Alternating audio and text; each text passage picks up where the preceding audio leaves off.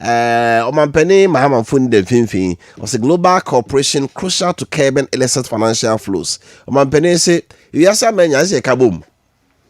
Obi akotonu boden e obi a Mexico de kwa America. Sika no nyaye no, opeso be hohuru sika no ho. So wo sika na enso kopage mebi de ye. It be anu a channel sika na bagana na real estate opa na so mo de hye. Oba no abeji asase no si estate adaya wo si masa. So kofa crab bro no bi so pa na hwe adaya manfo si a.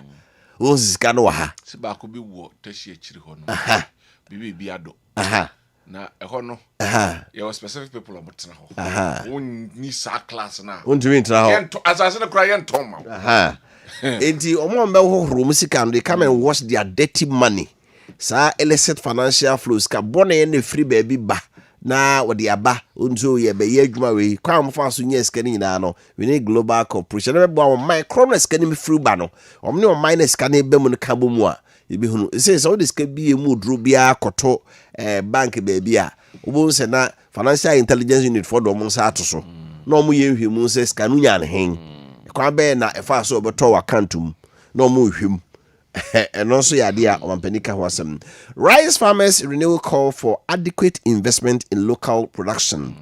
Then right kai no akuafo aduamo e wo Ghana asem mo kan se ase wo modwuma no ya to masawram basi etie nipa hwemu yi a ye wora pa ha o ai betime dua mo na nke mo na ye kran Nigeria has a population of 220 million omon kram o population 33 fia we no say one kram mo amegu a ke so utuka akofa baby eton mo no a every day the new brand bawo there be all different names the bia mo brand for ba at Ghana da eduaba na say dey obi be ye bi oni mamu bia o de bre beto we don't like our own nti kuafo no de mo kuafo mu dua mo because say mo na be staple in fact fie biem na kwada bia wo no bia wa ma no mo ani a onidi na say mo no na ayayi nti ya say Jenzifu ye ne kwada be yi wa ma no mo a onidi rice water no pa with the rice pudding me say emo yeah wo cross here no ye da ye ndifu ase ebu ada no betia ina se wani fufuo de nkwa gina ho wanya bi kala na ye wo ngu krokesim de o de ye mo etienye hu se mo se na me catch o say economist master ba ko no catch e say so we check your population census na hu se nkokora na do so a ene ma okra na ye walking stick umbrella so we Ghana ye population ye nkwala no mpemo a di mo ne nua mo no ha God. Na obi adua no mo wate mo no guo ye se obi ameto ya ma obi krata se onko krab mfi Taiwan China India mra de ono krab and de okraba e beto okọ ba bi obo house wa schools akese ne companies cars onu ye lodu e de komo mo na Ghana ni na ono adua mo no de wo bra American so no dua mo na aba no to na ba na ama US aid se mo konfa nko Ghana nko bo hu dawro se America mo ye papa so da kuya ni be unu so yefo ni nya no bai no nko ade a be nya atofo ye ade de ye jaw se obi a trust ni de enwa wo mo se san degree no ye hade ase nye de Nigeria for mo se nye de kra no an ebedi no se Nigeria for mo no bi ba ha bi ba ha o ko na o hwo mo na mbi ani kokon nkete but eno kra no Ghana for to se eno na hode wo mu Ghana for to se mo no Ghana rice no onu wasi wa say you debi ba wo mo de ya anom de ya ye kan onu wasi wa no pa eno anwumre na tissue eso still lies ya some have perfume sa ni no na ye dia fa ho ye no na fa ho sa ye de aguboto mu aba Ghana ni se no ano beto di nua Ghana ni o de ompe Akubi ada minu ye asenka wo na eduane enka na wo nim yade esa onim eduane so no ke de ede pa no enya papa wo David eduane ede pa no se esichire eye flashy o se esichire ede pa eso enya yade nko a se wo no o ya stew na chia memu niam ni nyina ewu a na o tene de pa but wa se bibi e wo mu no ude twitwa vegetable there so udi aida utwitwa enye de but eno na ye papa edimo ye mu na mo se enye no ena ye papa o yo me sa Biden na esi form ye hunu sa Biden with decisive step bi a o take to protect our local farmers. The mono the end them ya. Because I the end yento yetopa. Anyway, integrate internal auditors into gift miss. We Professor Tukuba. Your penny or that Ghana law school ano. And what just was a gift miss on payment platform bia. Sike bia buy triano. And on that if I saw no see internal auditors no me part of it. Never boama sike bia uniform baby or mahuntem. Yanko. Right, my entraso ne for daily guide and for entraso ewa hanuma. Daily guide essay. Police military linked to 7 deaths. Eno eye muntaka ne wo gine samba baby 2020-2024 election violence no eno eho ensem se police fo kwa ane asoja fo omo chefa wo nipa na omo wuo no omo de ye nson womo accountable to be eno etimi eba so afi parliament media must deepen collaboration we a speaker ena ekasa se mrashebejo fie ene ensentwe dwuma no o se womo ekaso ani na afi omo etimi edi dwuma eno ewa ha AG files wuntumi galamsey trial papers eno ewa ha ache se de Mustafa Kokan onya asem no eno na report na ban say attorney general wonya afile se chairman wuntumi ne galamsey trial no papers no wonya afile to hwa lawyer and the Appiah Kubi ewa ha sanso ena lawyers na afi wuntumi na nkasa nso emfonim ewo krata no anim Ekufuado EU delegation discuss development and also ewo ha say European Union womo tu ana omo tu obesi omanemo omo ne na dago Ekufuado edi mpunto ho adwuma afi woba banner headline na MPA extortion case OSP freezes over 100 million Ghana cedis assets eno eyenra Mustafa Nsam yo kokan ya na yo show them there be wom Miskoi Muniama Yaji Kwa Kabumwa be 100 million Ugusukura wajibie eno Mustafa ene nipa enumwa ekan ho nipa na ekan ho efa MP ho enho sensem no eno enakuseja ben enso ede aba pepeyi atrubi ede abreyen Yemfa the Chronicle kuwaka tano ento so Chronicle front page or say Tanway his back. I have not encroached on Panbros land. We are saying manso. Yeah, just say koso. Yeah, no so was madness in the name of revenge. Any residents attack police station, beat suspect unconscious, set car ablaze. Say you set Krubu wa omufutimi police station. Na say suspect na matching no munyine mra yes adi besi itimi attack police go na di atum ni ahye no we di akwache suspect na fra police for nsem abona mo ayon conscious na case obi di atum no mai dey o mo ahye no some mob actions we ekoso ke ehu obi say very dangerous for the nation. I don't say them kan no say soja for kure tu so sa kan na nka eba police ni yeka Ejura de baaye ya mampon num ne other areas ne baaye hayai friends and tafo en feature hayai friends and mampontin area honum ne nyina de baaye ye keka ya akopo soldier force so say they do it with with impunity just say omonphobia ho and this is the timer said the openi be kan say omanpenin en apamfo womon sorry no mon review the security issues e wo Ghana ha no na yen hwempe ne poma fitibre anhwe ya dachi de yebete no yempewu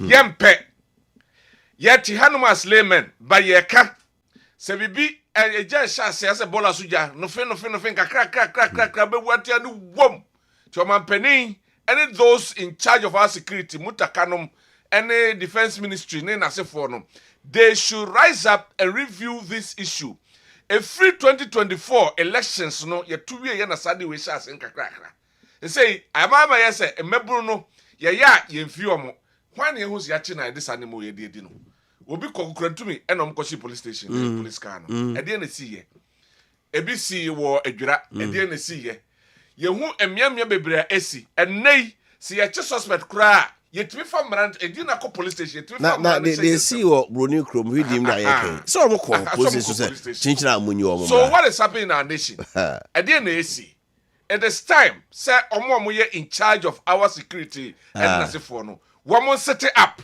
na they see o man asante de o say ma soja by mara no I say enema no mu ogo bambo no emu ogo pa say attack aposifo attack asojafo de hwan bi no obi besuro no anyway Galamsey violence a Stephen North MP granted 150k bail enra Stephen Rashabujani Ebenezer Kwakuado edne court amount 150,000 near the opportunity so a man bill say a frasem na omra. Minority censor ministers for failing to answer parliamentary questions. I was here so for boha na esibu also obamra sebejum na ubiyano omo de krata bekwa akoma say that say me tu kwai that say me nya ho omo ya omo ma no sanete dia sa ministers ya censor mo e ba sa obi bia no abetim dia ba parliament o budget kra ba parliament a untim makra no abeka ho asem ho nti asofo no bi omo yesa no anodom pre foni wa enko right me for the daily statesman emfa entroso emamwa investor confidence wins under Mahama why ena eka sansemi woko eye krata ni ma pradafa so mienu ena yatworo enso ho se womo asebie womo ede omusika ehye nwuma mu no aso mugidie wo omampani mu no kwa na ekofom we eye nsema ababetodwa cyber security bill called muscle journalist GGA no yede kan aka ho ensem enso ewo ha ti ura abetjumfo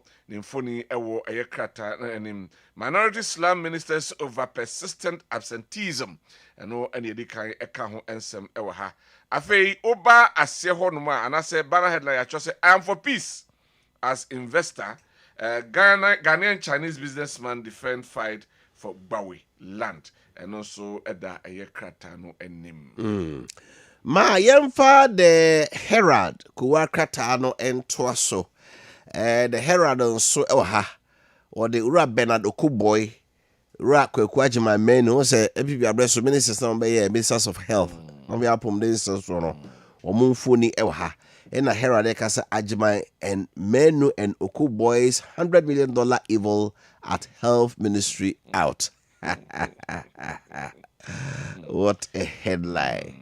Okay. Well, you know, limbs for the light wavy health, and a walk of the all right.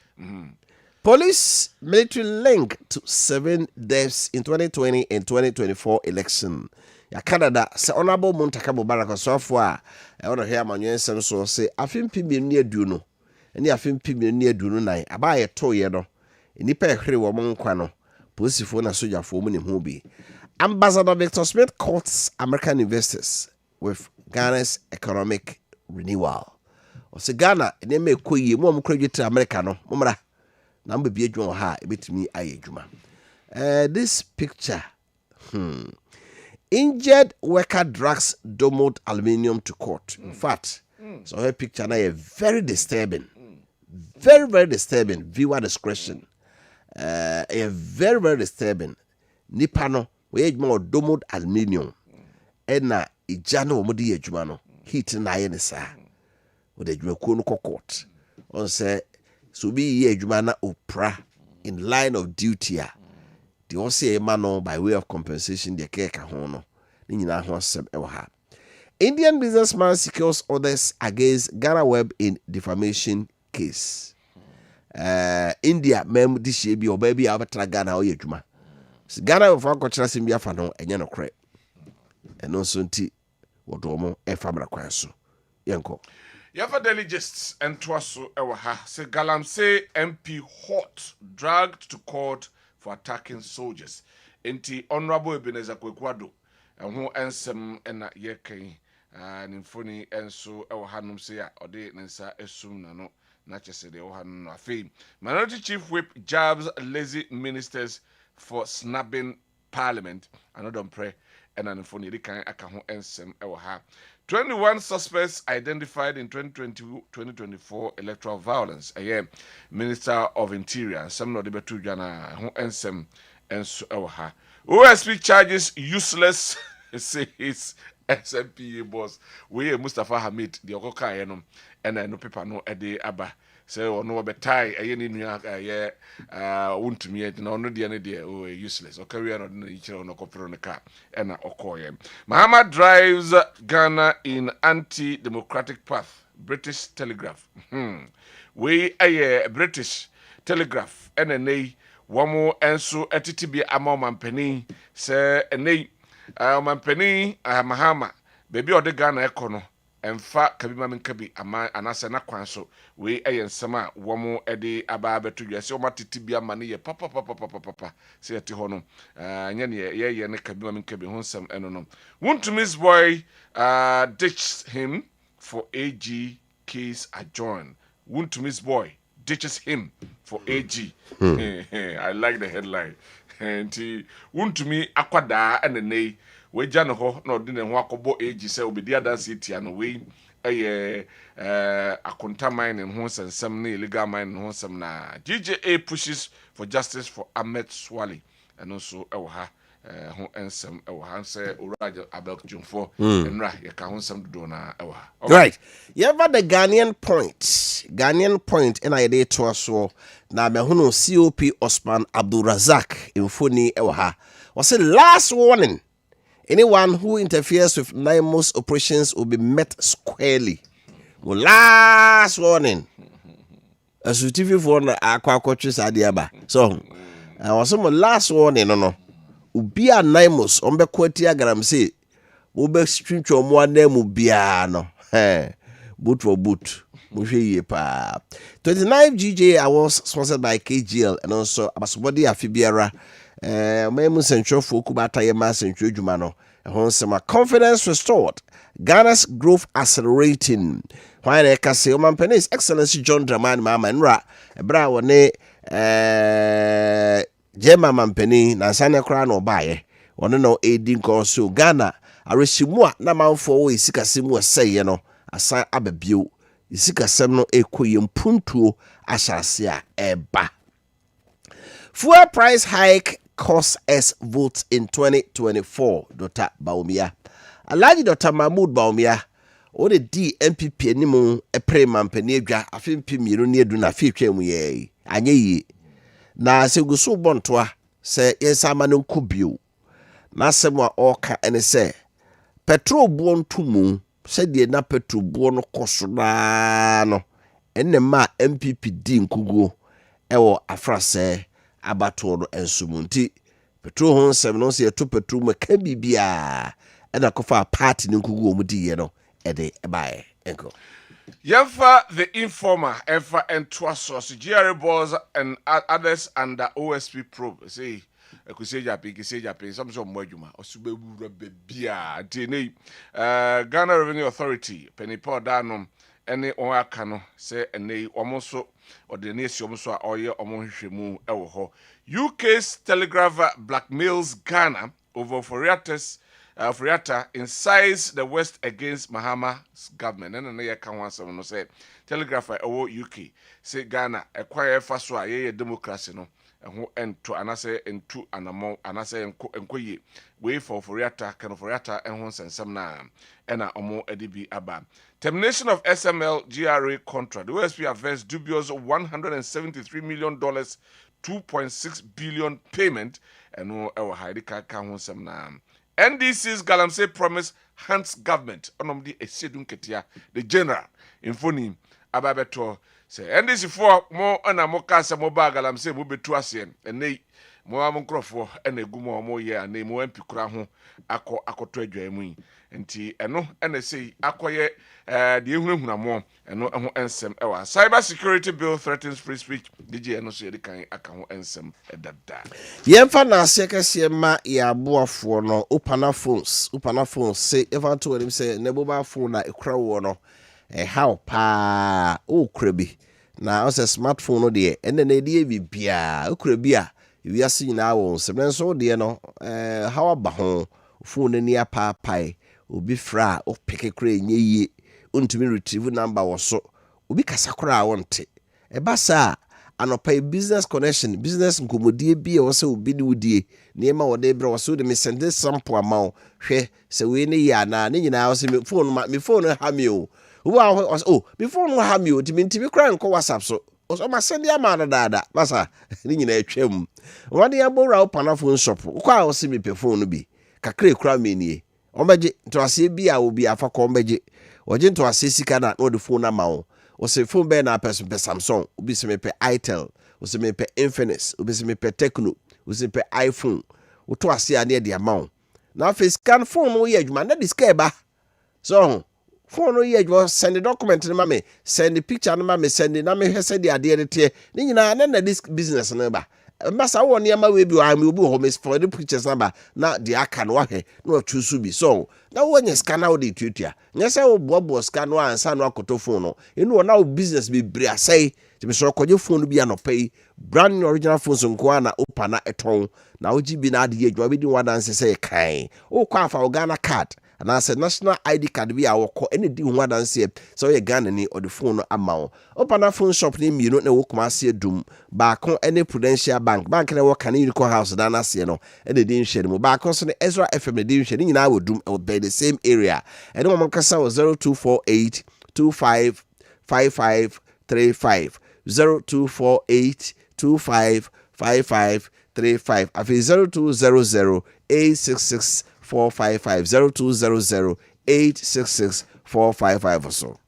Ni what scientific herbal hospital Dr. Nimo ene na pamfo de to safro se ene ya de be ha obia no fa weda womo na womo moa na womo entuase emfa emam se mema yade o se ye ma yade o ba yade bia wo hu bia be ma yade bia wo hu bia no Dr. Nimo abokui e wo ho a oboa etu eho anamon ema ho to na wade ho kra efri yade no ho se eyo be ma no ena se bio opese opumatu ha be ma de yasi tutu a etwe ma bo ti opuma na mpuma na wo be ma yo no ya to sini kona Dr. Nimo ena pamfo mo na opuma tu atimi apuma gina brane na chese tuo na timi ewurawura be bi wo se wura bia na de wo se yo no edi nkunim ama de wo se ba so aba oba so sebio ahemfie ho na nkoyie sebio hwe na ye to bibre no ne na sefo ne nam ho afei nsuoma ma bi ne nam ho ne nyina nkoyie bra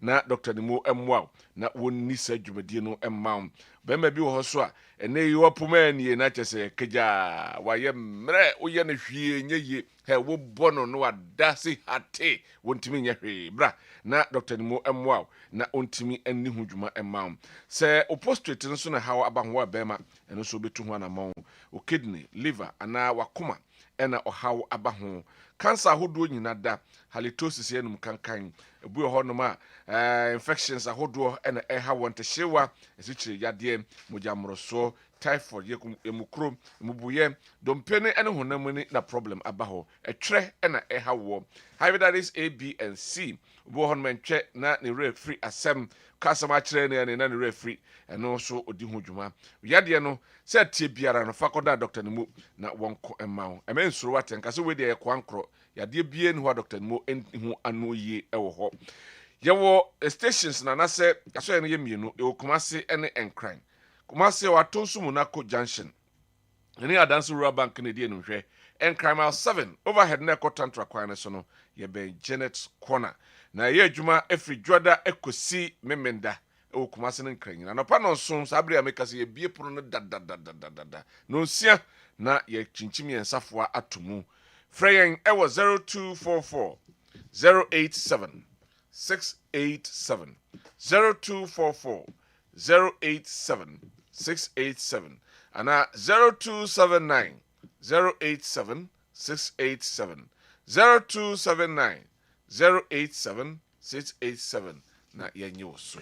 All right, my uncle tie abaya semwaka government defense revocation of 278 small scale mining. Also na say betudwa say omo ayama small scale mining license no be 278 abaya kire say da bi omo krata bi nkoyi ti tumi krata de ma omo no waje from sem small scale miners say they were robbing Peter to pay Paul and I je from 7 day akoma ni pafoforo bi ana aba be kire mu sentia utu sa anamoi ma yentie ho ensemo a abaye enso ede atudwa emra.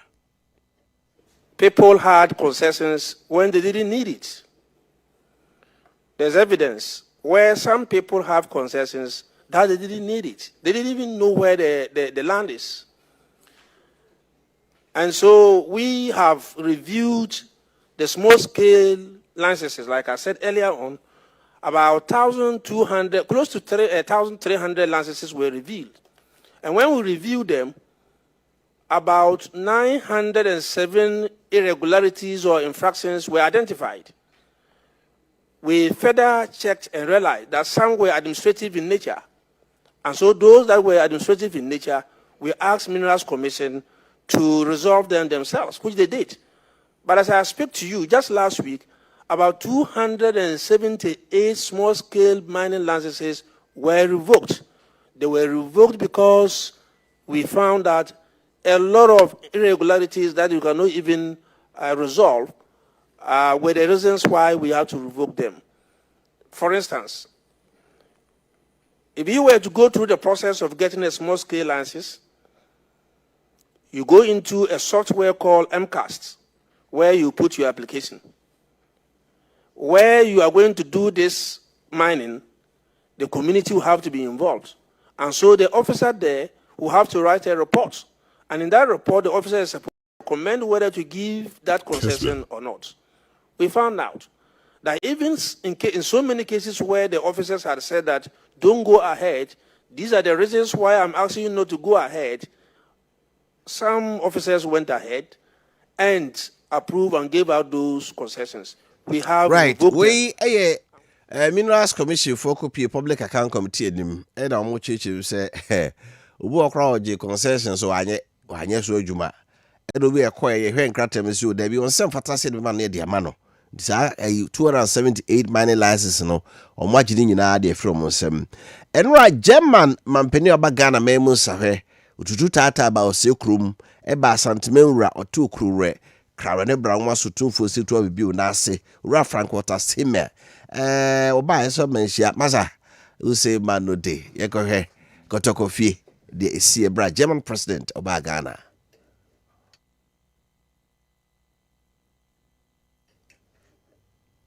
Said all here pictures no German mampeni ena oba one kotokoko hene one kotoko hene udini chemu a the Ashanti Regional Minister Dr. Frank Amwako hene so oka ho no Asante amamere de masa efe say ayefo no doso but titru bi su pie ho masa penfo bebre omo a 240 catch say try mo de no omo nyina bai they were all at Mensia but before say obeba Mensia no na on education minister so de ka ko KTI ya ho KTI ho no na sa ya omo de be boa Ghana 6.5 million euro say e be boa ma yesua ekwan be fa so ma renewable energy on say German technology dey masa omo kan pa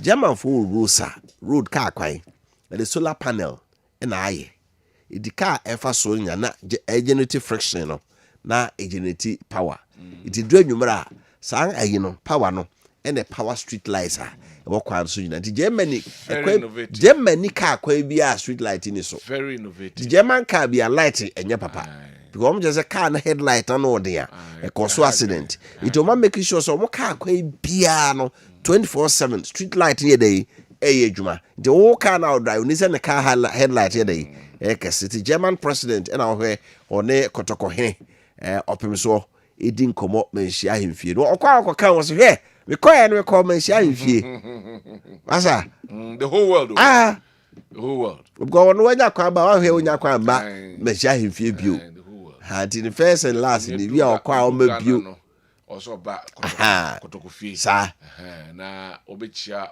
ohene no de ne sato ne sayem so me say yes Enyasem kuma. No be here Santia Mamre. That's a route to Sebo. Also in the General President. Depending I for by Kumo my hene say or also by him 42 was a my hene dear. Be by ya also Omodia duane it didn't anymore. Nefekeke. All right. Iti also some and so and no ma yen corny interior minister. Asem ono so aka ede afa electoral violence. Ye to aba etutrasem. Ghana etuo timeto emobi hwere ne nkwa. Bebe prepare wom. O say starting from Ayawa so West Oregon. Obiara ya yuhumu se to aba udi ewu bia no. Honorable Muntaka Mubarak. Say no. Ombe shase na odi amanfo enso akọ. See AG is going to prosecute three suspects from the Iowa West Oregon by election. Interior Minister the okay. Just a few sabri krono beto aba. Now the trust wa onfa honi inti the okay.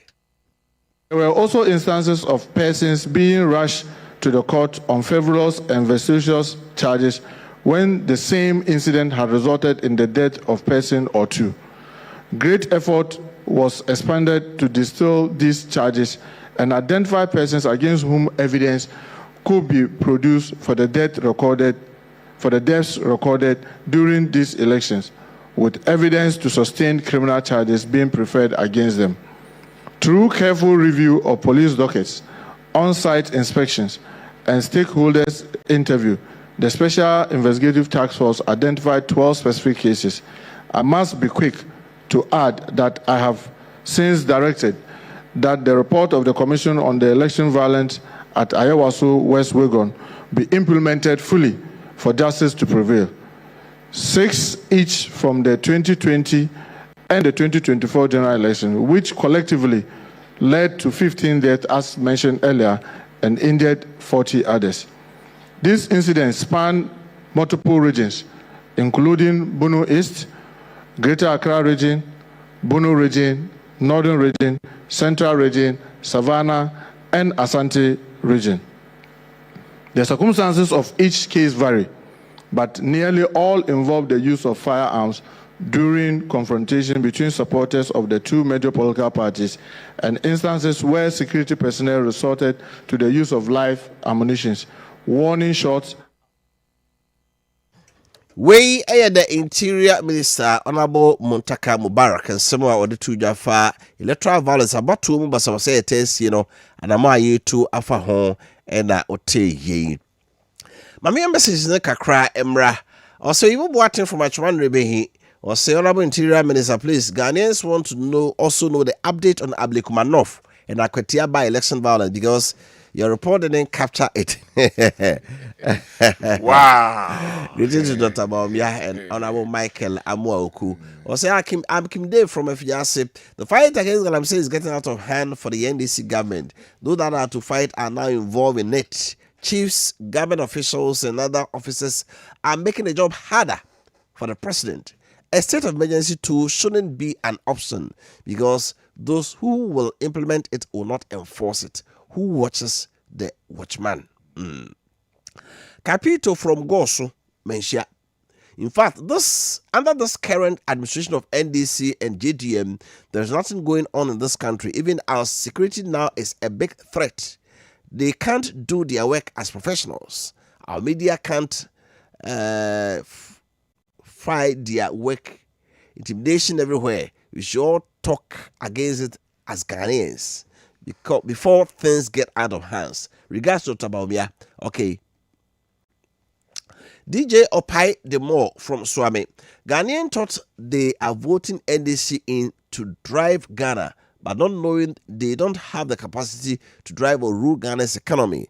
I love NPP. Greetings to lawyer Chichwe, Deputy Secretary, hopeful for Ashanti, and Dr. Mahmoud Baumia, Chairman Wofa Kofi Appiah. Kuka.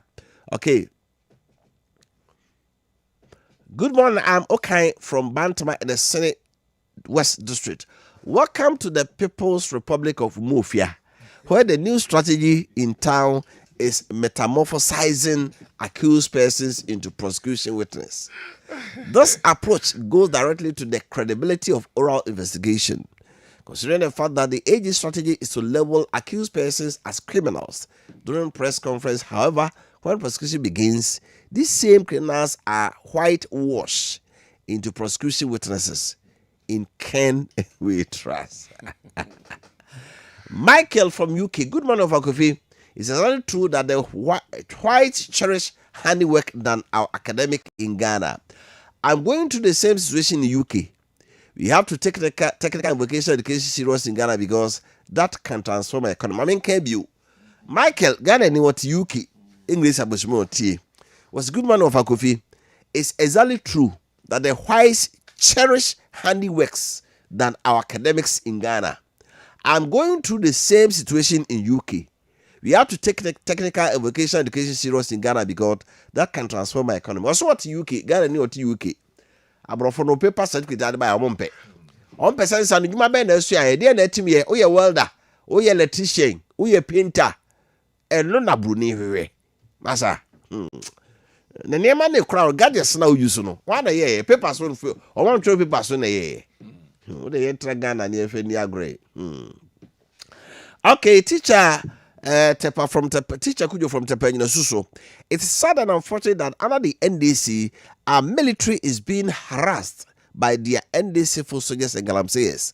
When an MPP member goes against the law, the AG and security agents organize a press conference and announce to the whole world that the person is guilty. They handcuff the person, take pictures of him or her, and share him on social media platforms for the world to see. Surprisingly, if any NDC member commits crime, all we hear is that he has been taken to court and granted bail. The kid died there. Is it selective justice under JDM? What a world. Greeting to Dr. Baumia. And also Edieno. Teacher Constitution from Yamwase. JDM and its NDC government have targeted MPP bigwigs, and everything shows when you look at how the AG is handling Chema Wuntumi's case concerning illegal mining. All the opinion leaders are quiet, as if they haven't seen how JDM and its NDC government are treating MPP members. Okay. Golden Boy, Anas Mamponting.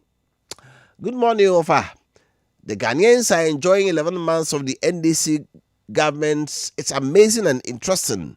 So the MPP communicates. Is it communicators and their so-called serial killers should stop shouting. In any case, Jomama is fully prepared thanks to the Ghanaians for the upcoming 3 years ahead. After that, another NDC member will take over and move on for the next 36 years. Yes, greetings lawyer Abbas Nuruddin. It also saying about happy birthday. Okay, Mamifa and so Mamifa. Queen na fe yen sorry so enso enko hwe enkudwa somra. This one it says Opare from whom AK Dr. Bright Beba. Security under this JDM government is something else because they have no respect for them. That's why they have failed about security issues. OSP and AG think fighting corruption is press conference left and right. Oh Lord, have mercy on Ghana. They are wasting our money just like that. Greetings to JFK, SOS, incoming Eastern Regional Youth Organizer. Okay. But you go Jasumra. Now you go to Jamra. Said Makani Koba and the Airco Driver and Vehicle Licensing Authority, DVLA. Now penning power that's when I know it was Santaman Tembe Fia. See, I think semi brave fat and Sakraya Echo so it was DVLA Sweho. Na the Umubiano ahead of next year. Yes, see a bad number plate for Amubiano. Rat Jerry Edem Afablu Obeba. The Asante Regional Manager, DVLA. Na Finkumu be a fat or car home or license home number plate a watinino. Wadina Saba. Yankomra. Ma yes, just to say Jericho hour. A dumb prayers. I'm a car a year. I'm ratching pie a basso. Na ukwade and they just say a basso. Ewo Bethel Methodist Church squad so na ho na yekodim paye abom paye anom paye na upie hu ase yes we pie ti from 5 a.m. to 6:30 a.m. ukwada bia na waba na tell that so say Jericho our walls must fall. Joshua 6:20 say Jericho emre no e wo sa fesuo ebubu Joshua enwoma na ti insienyimu eduonu No, they was a come and experience a breakthrough as strongholds are broken and victories are won. So, bra, na wafu ni behu oni kutwa man say ya behu se empochere ebubuo na wode wo ho we eye de ewo the odi dwumanenim eye very reverend Kwame Amwa Mensa ene Reverend Joyce Owusu Odro womo na ebementu kwada bia ye nyina yen sorry na yenko Jericho na yenko di empire. Sarasuna Udanka Ministries presents prophetic mega fire night. We anadwoa Nyankopon srabi sane na enkom send be flow pa. Asempte na dwede so no o say I am coming out. Me Freddy me pie. Se tibia nyaminti me pie na makomoni bede obesha se bosome du ba kwenda etoso du na efiada na omo enso efiada no nko just one day. Na True Liberty Chapel yo bantama no so ntreso ebe Cambridge School no ehona dwede ekoso True Liberty Chapel bantama no so ntreso ya ebe Cambridge School no eho enekoso na rampim wasiedu dwede bo na siremu ye Prophet Udanka saranso na Reverend Vincent Kankam sofo Kankam ya otenenka ewo Kessben 93.3FM ono so ewa CB Frankie Boa Emily Jan Frank Mensa fe Appiah vessel omunyina so etedwede echi wose bra na oni Nyankopon enipa so bebompu nimpo a prophetic mega fire night onkofie saakwa opemu asemse bi afre 0541 617137 0541 617137 afana 0559 6137 0551 0559 613756 eso. Sandra Sari Ministries na si amfanto anim say afi expectation concert no baso na onyumtuni Sandra Sari ono na odi esi na so ne trade so say he has done all things well. Waye ne manyina ye Mark 7 verse 37 na eno eho ensem enso eno no na nyumtufo bia beba se Elder Mreku ebeba Francis Amom Pastor Chebuete na fe kwakutai womu nyina epie asenyame adoma kwesiada 23rd of November 2025 4 p.m. Our Church of Pentecost Bantama and Asajumadi Ebasom se opemu enchemu ye afre 0209 905555 0209 905555 ana 0249 042999 0249 042999 na yenchiru mu Osa ne cancer de dwuma adwuma ko bi aba oso ye obi a unim kitchen cabinet and wardrobe ye pa ebi adwuma wo kosua no as a carpenter kanenam ka se kaso bi e carpenter onim bia ye Chine mu se yo koku ananse yo pa ebo na koku ananse yo bodan yo de yonkunwa obi ho a oye nkunwa wose wo ye carpenter ni obi a wonim kitchen cabinet wardrobe ye pa dia company bi pe obi a wo ye school ni ananse wo ye adwuma wo sa esa de dwuma yi na wonya mfie fie du nwotwe wo ka du no enum 18 to 25 years. Okay. Na ono ayedwa wood industry. Ya mo ye modern wardrobes na kitchen cabinet pa. We see what to say yes, a tija. So wasua sa adwuma yi a. Wadwuma na aba no. So nya fe na bibia na paper certificate o. Masa. It was a skill no. Now when you ho interior woodwork and so wo why bi pa. Omo ye team of workers a mo pair obi a wonsu nim sa ade ye.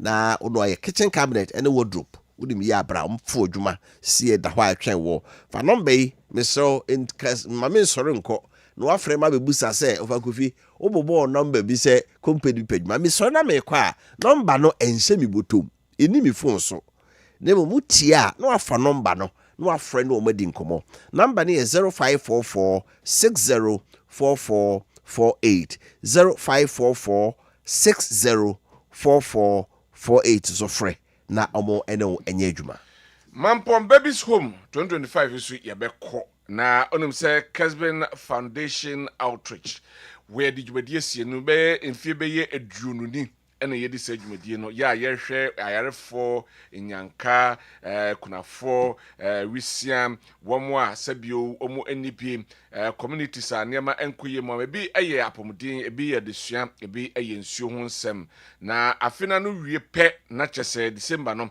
yede ni achim na yakọ support about 27 orphanages home a ebi one crime ene Kumasi na de koye ni chenchenchi pa na ya de ni chim ewo Mampong babies home afi so emre no eso November mu ne wo ya December ewo yanim na chese eye nyankai wo muso ebedidi ti yekwa ye ne yetiefo yahwefo ene wo Kessben ena yekro enti enei se wo aduane bibiti se monom anwanom anonne kwada aduane afei cloth ana sentade anantoma shoe ade bi hyen kwada ne mpanyifo nyina ane ade bia wo de che yeyie no fabra na de tie ne se mesrew nya wo de na agufie na ye ntomago na wo kotu agu no na apɛ baabi ato agu nto bebre sremo eno nhire nim na sede trosam eka ewo mabusam etidu enkron yimu edu enso no se de oya adoye mo ohiani no oya de femerade na obetua no de oye no so eka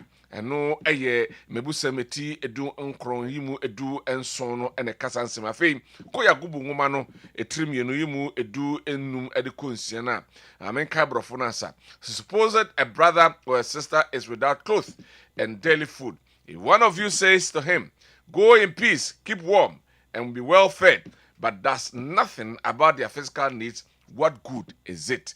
Na ye chimba tria Yakubu nwoma no said ye chose enuanom bi wo ho a entoma ho hia won a wonni aduane dodo enso a obedie se ukoka kire won se onyame nhira mo momma mo ho enye mo hye na mo nidi yie na se wamma won asetena yi mu de ehia won a papa ben ena waye won eno trosem so si enche trosem nyina ma ti we de eto meni omienu nyina se okakra wa no obetimi ede ababeboa se sika obetimi de fa mobile money number yi so 0245 meto ebo asepa na mabobo 0245 759593 0245 759593 edi babegusu ye Kessben Outreach Foundation babegusu ebi ananso aboa niema na no a in fact the other banokra edin emma frena me ne ya mefa e ba be pick ebi e wo bia no na ma no ye 0549 887444 0549 887444 na ye ba be fa ye say adoyen kakra na wo ye no eno enso ema sedie eba afoforo enimu Famba kasi evantu anim se omanya mfie aduosia num yempre wo mo famba kne ngomofra no mpani nyina di bi fa yogo ene fan choco is good for you na se say de mfie aduosia num ntino omonso e wo de ode che wo se fan yogo ne fan choco autoto bi ma ba no omama na ye bigger omo de 15 grams extra aka size no ho size na oto na okoto bi abonzi mo ayedu se da meka no bu ane ma oton no onte bo no so the price will be the same, but I can not the size now. What was our phone? Aha, your university, no. Go say also start level 100 now. Now the average, you know, GPA no was so. Or could not never sort it. Now, boy, back on down for best. I don't know when GPS. I could go. I don't know GPA in a force. I shrink it. Our phone. It never be why a tone with just so. Yante born so bad size like it. Fear. A force no manum na fan market de say fan you going to fan choco no my say my na bigger I can say it him short to be o te poppy say over the bicycle na ba kwaku na what they dibi enjoy more with fan milk koyi Kessben travel and tour say fanto anim say wakonto onsam no sanity hello otemenka wako baby me ye bua fa so ma woni su nyina biru mesro nyabotre ma mencho baby back up Kessben Travel and Tour ho edie ye di dwuma na che ye wo track record yeah and nay se wo bo travel and tour di no wa mo Kessben di anka ho a na che se wo ya ye jawadwo na de tie ne se eba akwantu ho hyehyɛ akwantu ho afutu ho akwankyerɛ ho nimdie ho empenten kwa ne nyina no fa beda Kessben Travel and Tour ne nyamam ti ene wutu kwan akɔ baabi ticket na pese reserve ma anase hotel na pese reserve ma ne nyina etu ho dwuma aye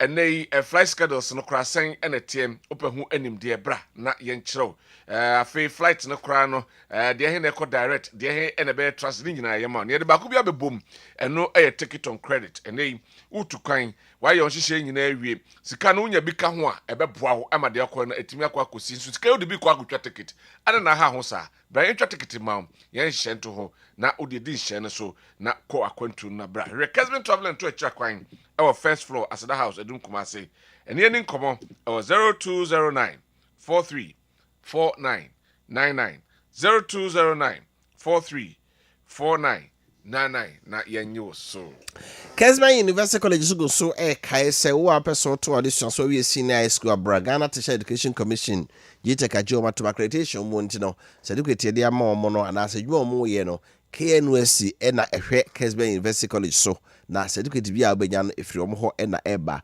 we SS na onya 6 credit passes 3 course service na elective subject mensa ka ho abra onya mfie dununum so abra we mature student pe omo form no beto e wo multi credit savings loans nkrabata bia mu afi omo city campus e wodum abrosan ne Asada House there di nhwe no Kessben Media Kumase edum Asada House ne nkran Kessben Twin Towers se wo kwamre Kumase circle programs omo ye de doorso Bachelor of Business Administration omo accounting marketing human resource management banking and finance we option be mu baako BSc Information and Communication Technology, Computer Science and Entrepreneurship, BA Media and Communication Studies, print and broadcast journalism, and our public relations and advertising. Other programs from BA Politics and International Relations, BA in Public Administration and Leadership, BSc Nurse and Midwifery, Logistics, Procurement, and Supply Chain Management.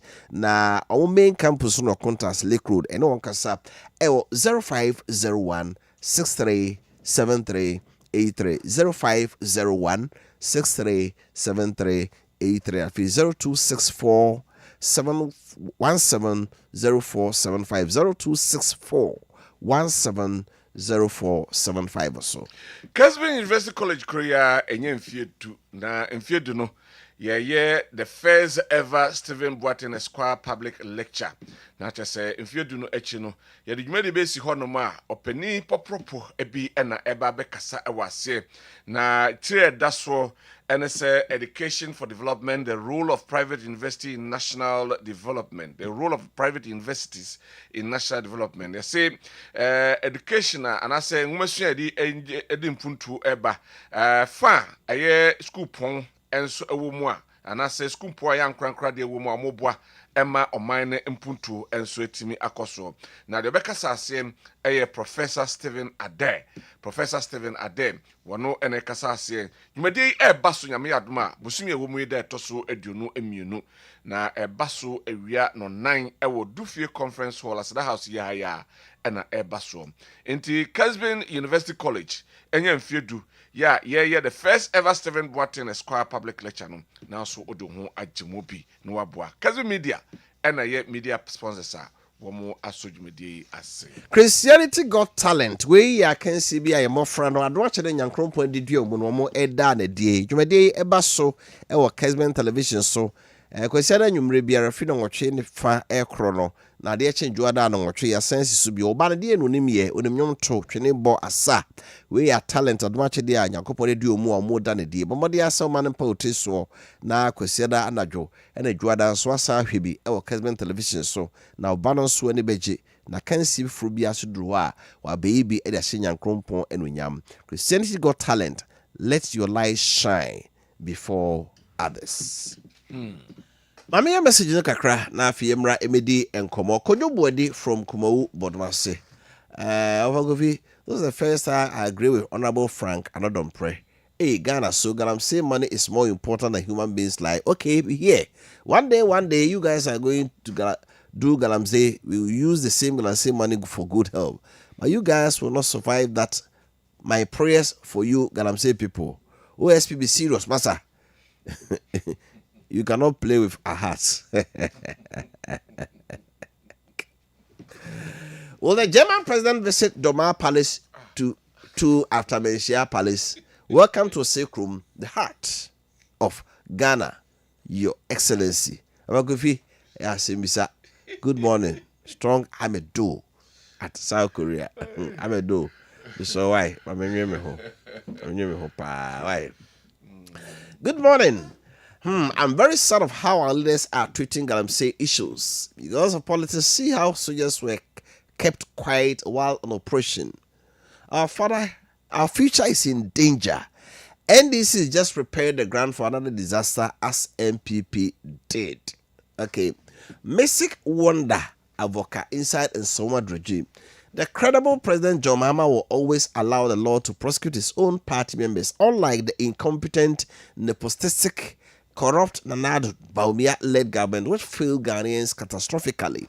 And now that the tried and tested President Mahama is resetting Ghana, those same hypocrites are all over making noise. Never again to this nation wreckers.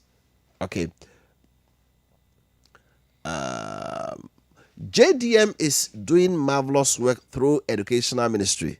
Simi Wonder from Achuma Kwaguma and also anyway if you buy.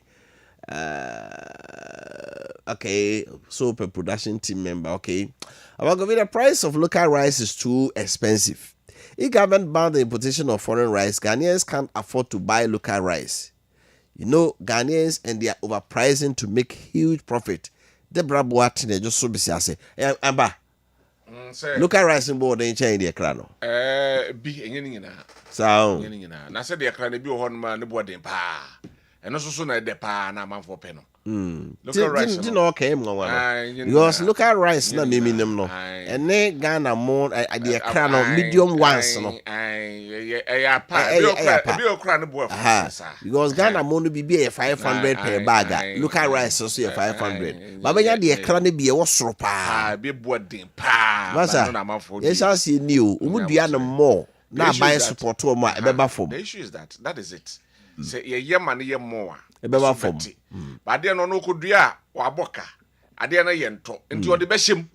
See that is the issue. The economics of large scale production. Adibia so ye no more ne board no bafom. Buy a crabia the boarding.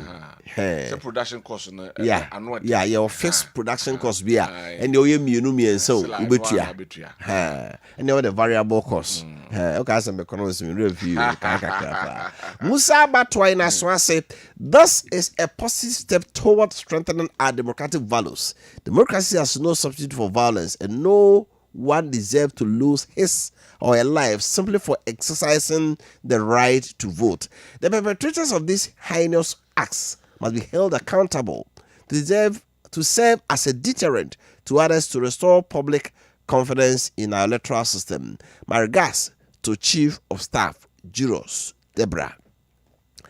Eric Kweku Buedi, patriotic voice, Goso. The NDC sudden silence on declaring a state of emergency for Galamsey raises questions. Did they generally care about the issue or just use it as a political gain? What is stopping them from taking action now? President Mahama promised to use AI to fight Galamsey, but today Galamsey is rather fighting President Mahama. Now look at what happened at Hwidim. God have mercy. Regards to Dr. Bawumia and Adwin Kessien John Puedu. Eric Duku writes, if forest injections alone could stabilize the city, Bawumia and his team wouldn't have failed. We would be in a kind of copy the abreme. For the local rice syndrome, even here in Europe, we don't buy their rice, but we regularly go to African market to buy the perfume rice.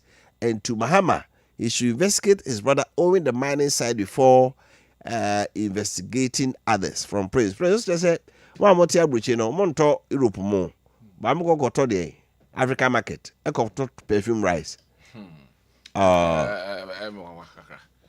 Do mean say omo woman and sometimes on pay your local foods no. All right, on pay local food, but the American government that I know, any the EU people no, omo promote more than more. They promote their own. That is what yeah advocate say. The orchard say omo Ghana for na akotra ho no. Omo kromonto. So la omo koton perfume rice na no me. You omo koto abrofo no dey. Okay. Sir. It's time we have to see. I'll see who ye dey na say promote your own. Na who say dey na you are not crying so but say dey to ho no. Hey. China for ye say omo ye niema ko wi ase akoton no. Enema na omo ye no. So omo ye omo adwen say nye papa ntie nya a. Ko nu ba bi omo du. Enema pa China for say ene cry ye ka say e ka say Chinese food at nye papa so ye to. China goose ni. Omo say ase no. Omo de omo ye na ebi won ma akoton no mono kra no a. We start to say we use and I say. But omo den kakra sa me perfection. Uguso awo ye no ano improve. Ade bi a wo manufacture bia no. We ya next product na beba no. Won say wo de he ka akra. Ka bia say brand bia ba. Better than there. The D kind no. Next one the babo say there's an improvement. Next one improvement. E be kware ni be 3-4 you know editions no. Mo say na ka na dey. Na Korea can say na be. Let's say. Japan can say let's say.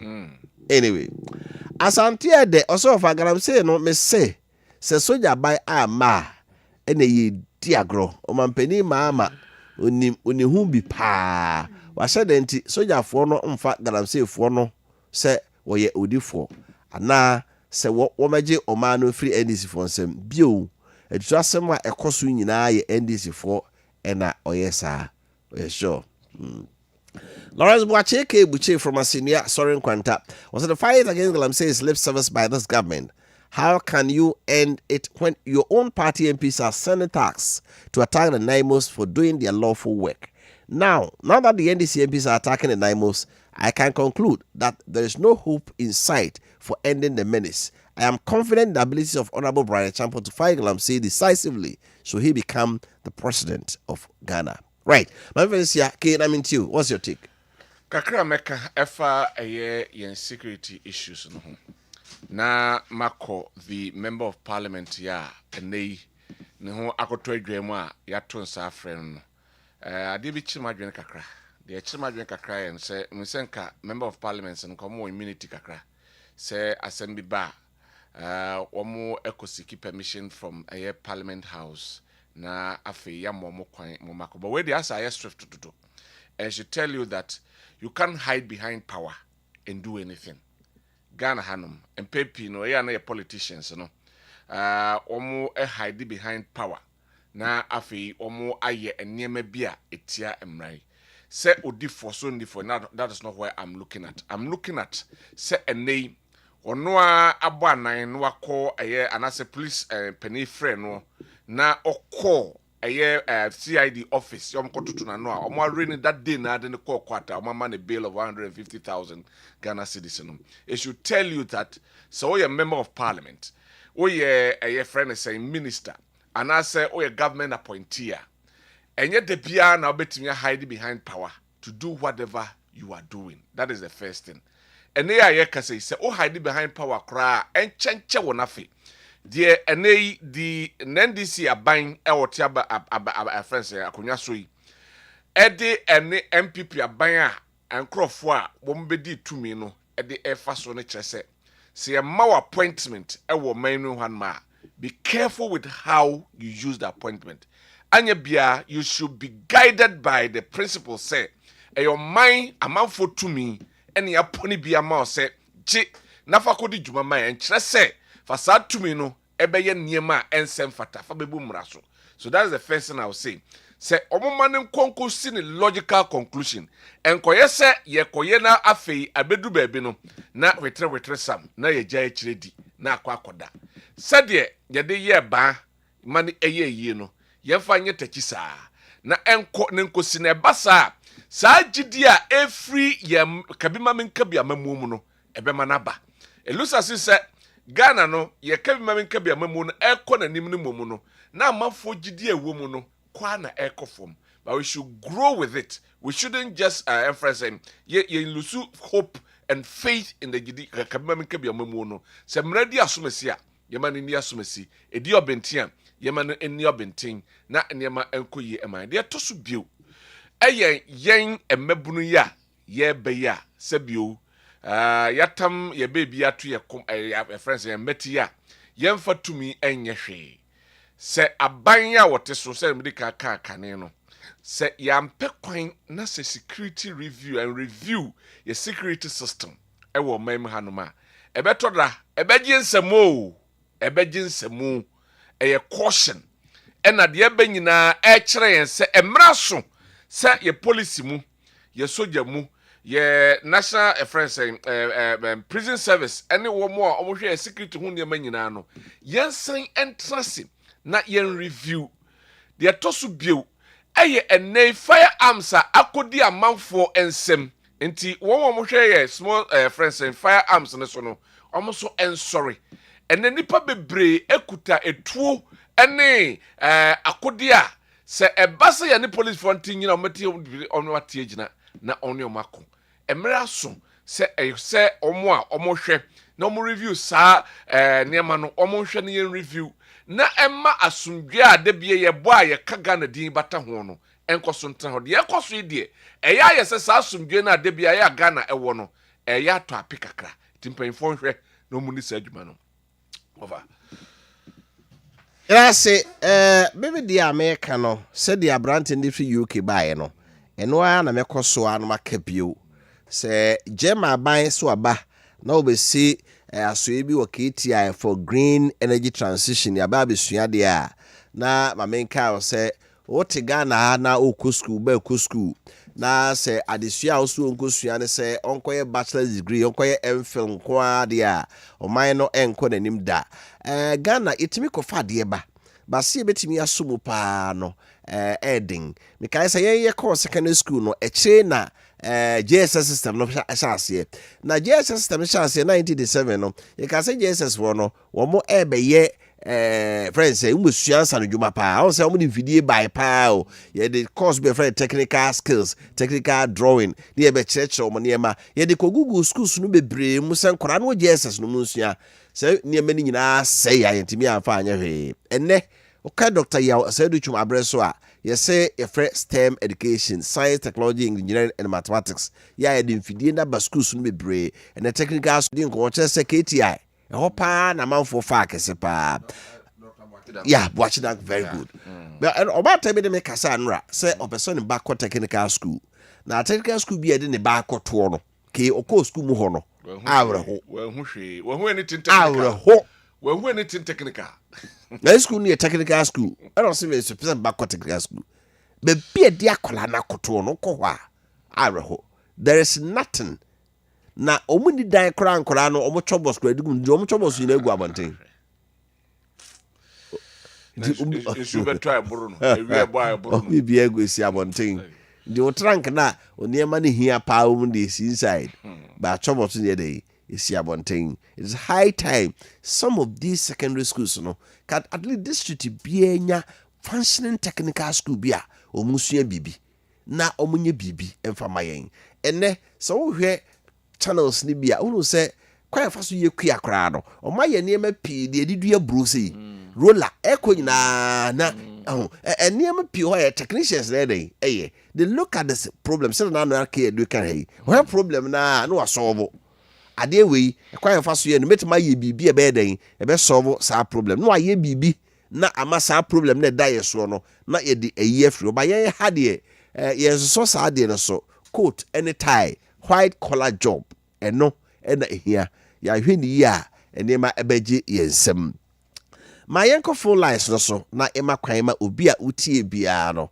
de onso woka wadwenkyire bia ka wadwenkyire bia onso pese wo de ba bebo adwade ena no pa bia no ye bia full lines na tum na onso agye wadwenkyire line numbers no is 0551 599 933 0551 599 933 and 0551 444 933. The work can be ano ma yente onka ene anope. Hello, good morning. Good morning. If I so can say free. But your friend for you, because of offense. But you too. Mr. Appiah, Miss Shell. Yeah, you're pass you. Then you now will be to me the text message. No, the balance of what we have been now with one says we had none. I see what Banyaka, so the one Mediadano. Those work an air. I want to like Ghana come. It's again, I had put out. I saw blow 79, Ediba. Mina, won't go use the papa and be. You throw. If anyone was the bomb and tell with me, and what are you?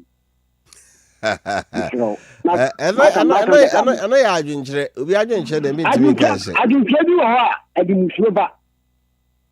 Mr. Support the weapon, and what I didn't. And non dress, mammy more.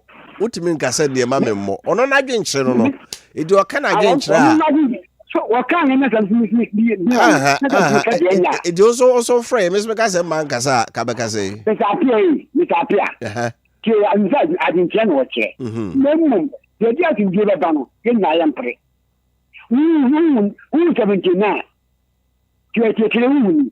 Then I don't like a woman. So that, and I don't want man. You, and all your old agent shred to also dear into the bar. Your home quine say, Mamma 40 or also say, and at night drinking. Hello, good morning. Morning. It was like I say free. If I don't catch it, make a surprise for. But you too. I dare me say, will be our Ghana is cut it, your mamma more on Panonchen. If it's all man, obey politics, yeah, no, a bassa in your tomb near the it is what the Ghana is down for there. And you want family apart. Piao, it has so afraid that also a check what we in there and a page media so. Hello, good morning. Over my patrol, good morning. If Rosa can say free. The patrol is a kayab and make us a precast.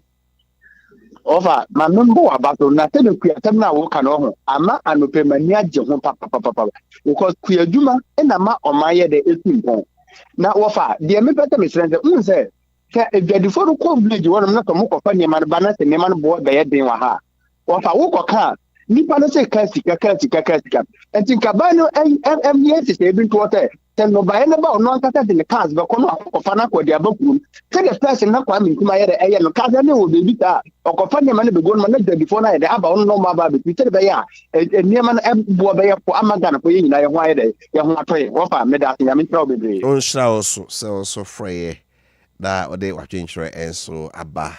Okay. Hello. Me just so bro. Do I see near my power? Me do it from Fox. I have a Kessben. I mean, sure, no more on they never yet my boy Ghana. Offer the American say, you best summon your four. Among your seven, the core agriculture. Are ye? A dear food will come the tosso, no more can, and so a beba no shame for so be a. Something ye treated many decreed, Maho, I made him room. Of other quack ye, Jumano. We are winning out of four. I feel me cool, could be vegetables. Then so, we na koye watch bidding. The best room, ye dear who do normally to sons. Say agriculture near year, or man, I bet why and you, and you may be Sika be brebe or honor. Then so be ye man be winning out of four, and it is I had them who be a bad Greek, dear, when you have Greek, dear, when you have Greek, dear, and so will be you now, he bought that. Just throw Omunye dia kese no mde to agriculture no na feed one na planting for food no afie huhwe ti e besere omu so mo so mo pedwa na ne ye pa dia agriculture no omu sise ne no ma ye ready market said de be ya ye wi a ye betumi anya atofo na enso ahye nkran danda ne nya ya ye bi di abo aga na ma ofa no nyame adwuma da se yes ye da se also afre na what story say na me kan no ene opening power that DVL no e wasantamantem oba ti o wasemise bia eso betumi obusa na ye de ato e fa car license ne ade ho na oba na wayi ano ama. Hello, good morning. Okay, good morning. Oh, bacho you. Mr. Boatin Mikasa free and French. Bacho you. Muni ejumaso. That's it. Adaroma ye kwan yi enema bi kosto a entwe yi. Ohwe Ghana ya reti afrancho to Bolga kwan say second major road. And so kwan nye. Na ofananse ya minim say contract we dey am obi say na ebe obenye bibie di ntie dia. Konom mfinfin kwan no. Ehọ kwan nye kura. Desi ya dwuma nyina ba begina kro no. Now for main road nankasa nye. Na yede island na ma contract. Na yede chipping go island for what reason? bɛn ne aba bɛtena mu sɛ ɛkwan ne mfimfini no traffic light system koraa no ɛnsɔ ɛnso yɛduadua nnua ɛna yɛde kyepesi gu so ɛkwan nso yɛyɛ ba nti what is the reason for ɔfaadeɛ baako a ɛyɛ wɔ mu ne sɛ Bible school hɔ ɛhɔ asɛ bɔtɔɔ sɛ ɔmo ba bɛyɛ hɔ kwan na ɔmo de nɛte kɔkɔ na fele hɔ na ɔfa nɛte kɔkɔ wɔde fele nsuo tɔɔ yɛ anaasan sɛ ebi wɔ koraa sika ntumi ntwam nanso kwan mfimfini ɛyɛ island a sisi a ɛno yɛn sɛ bɛyɛ ne use biara ɔmo de kyepesi fele for what reason ɔfa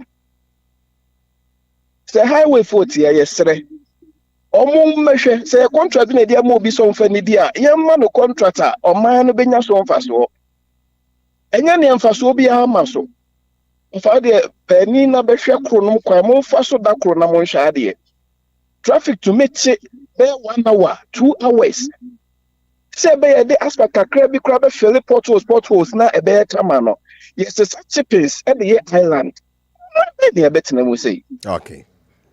Medase, my me last caller now fe yenko DVLA aso yenkodi yenko no emra. Hello, good morning. Good morning. Yes, I meet you.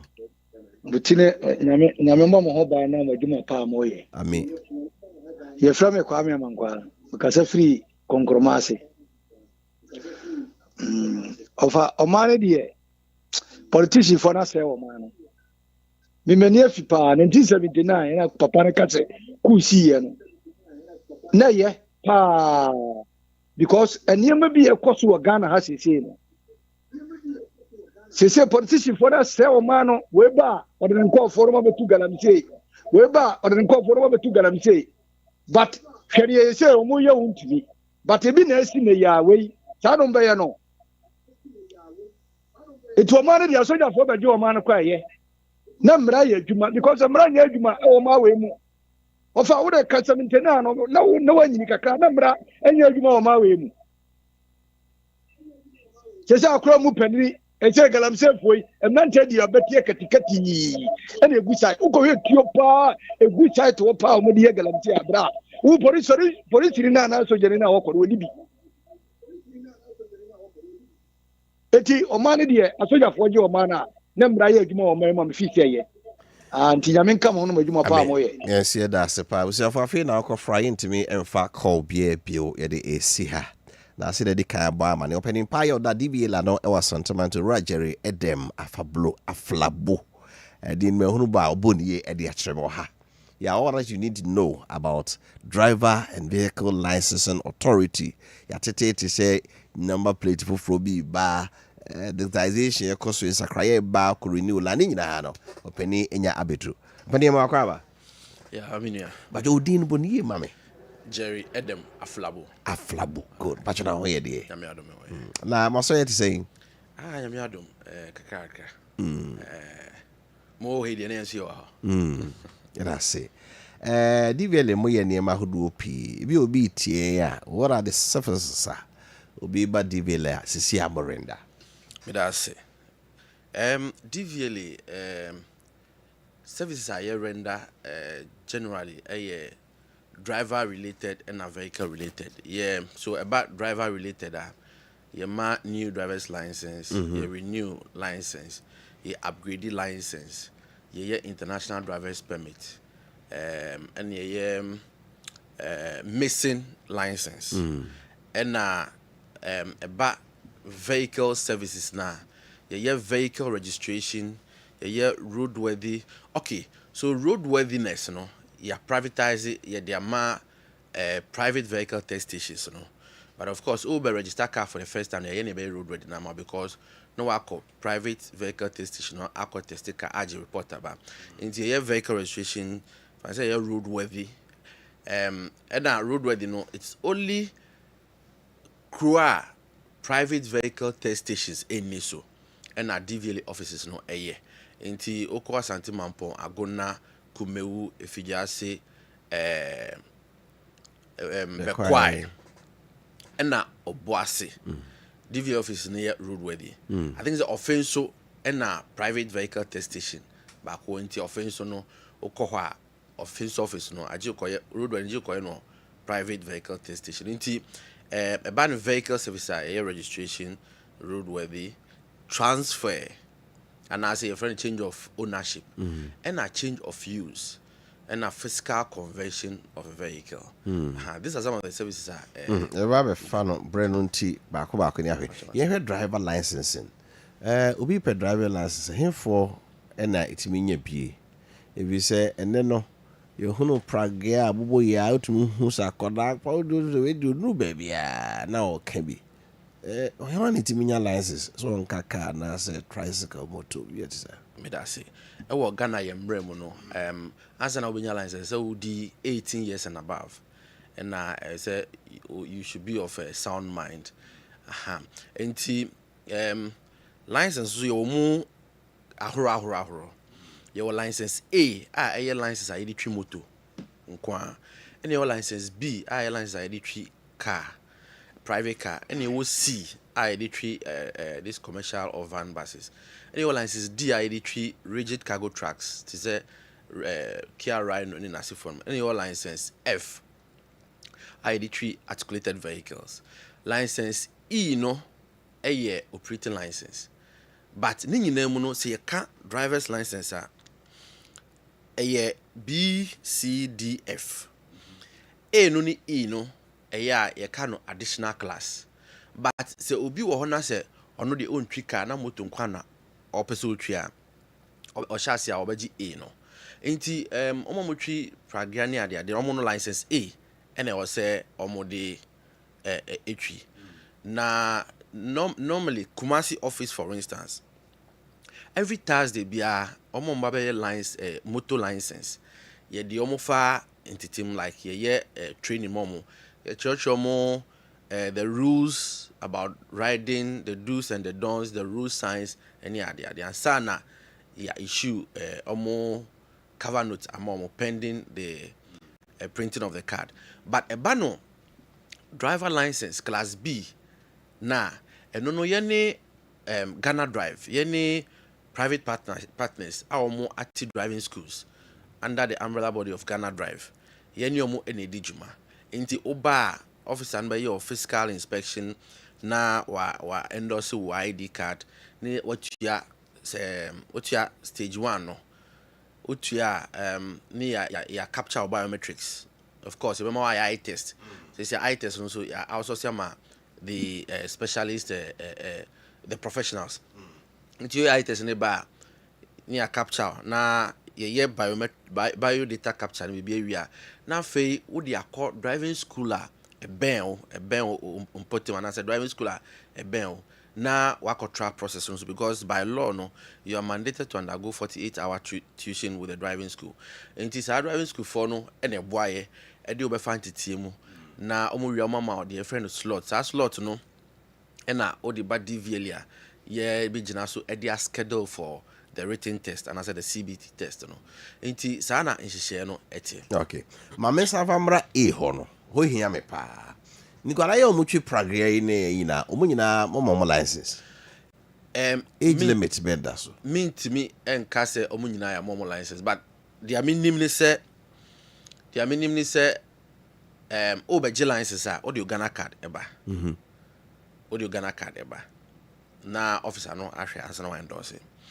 But my main counsel say sometimes me omo muni me pa na omo say nipa no eba na say nipa document eba to menim.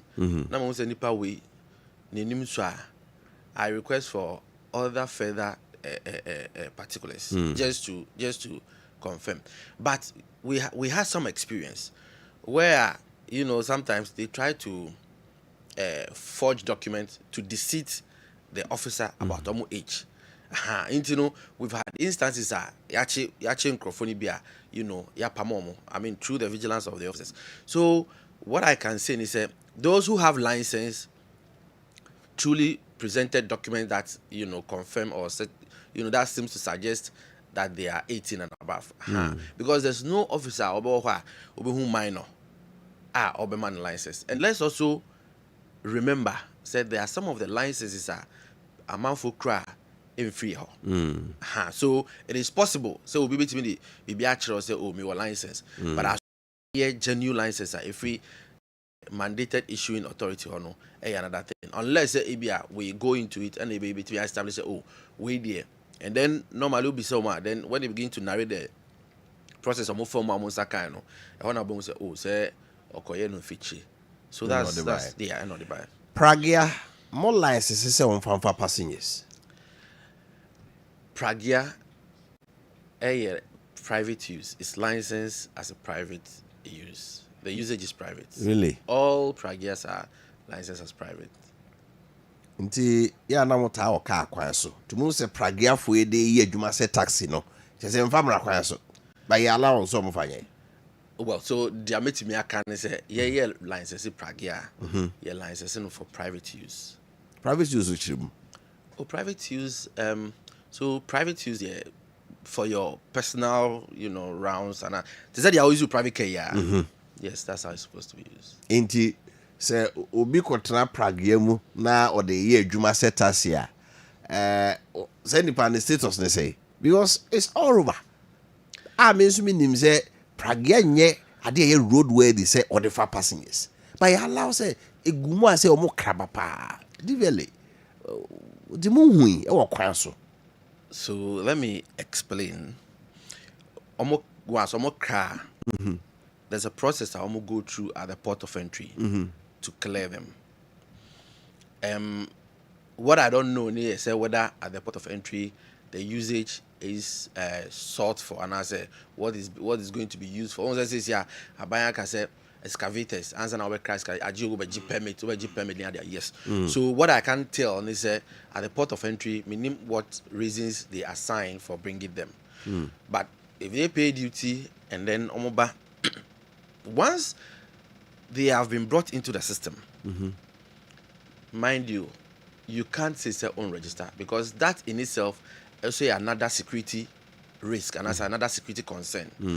Because we registered these vehicles and we register vehicles one just so that we have data on the number of vehicles that we have. Make a vehicle, I'm using it in the general sense, including Pragia and motorbikes, and also say.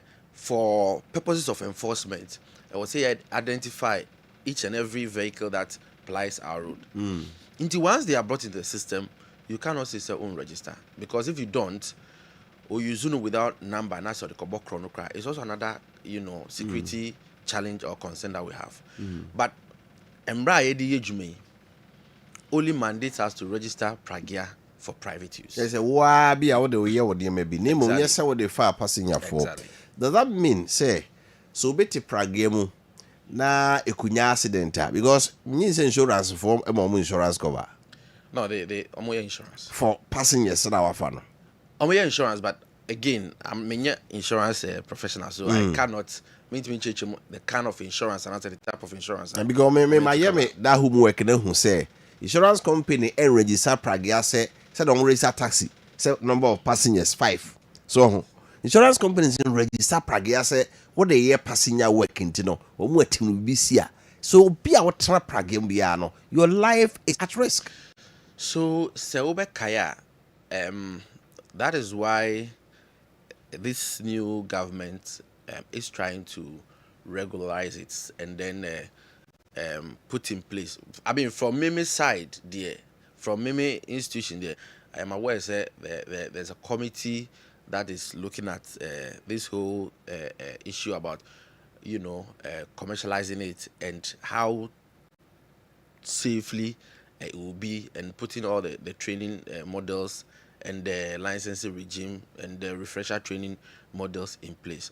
But you see, this is an issue a year bigger than the regional manager. This is a national discussion level, and so I don't want to.